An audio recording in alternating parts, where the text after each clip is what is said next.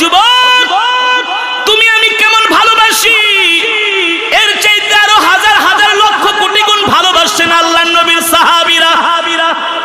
কে? সাহাবীরা তো নবীর জন্য জীবনই দিয়া দিছি।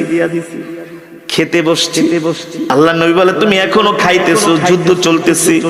নবীজি যদি আমি খাওয়া বাদ দিয়া যুদ্ধের ময়দানে যায় শহীদ হয়ে যাই কি পাবো? বলে তুমি আমার সাথে জান্নাতে থাকবা। সুবহানাল্লাহ। হাদিস শরীফে এসেছে সাহাবী গোশতের টুকরাটা হাত থেকে ফেলে দিছে, ছুঁড়ে ফেলে দিয়া ওই হাত দিয়া তরবারি নিয়ে উহুদের ময়দানে যায় যুদ্ধে শামিল হয়ে গেছে, সাথে সাথে আল্লাহর রাস্তায় শহীদ হয়ে গেছে। আল্লাহু আকবার। এমন অসংখ্য অগণিত হাজার হাজার ঘটনা সাহাবীদের, যারা নিজের জীবনের চাইতে আল্লাহর নবীকে ভালোবেসেছেন। ঠিক কিনা বলেন? তাদের মধ্য থেকে এমন একজন সাহাবী আগে ছিল অমুসলিম।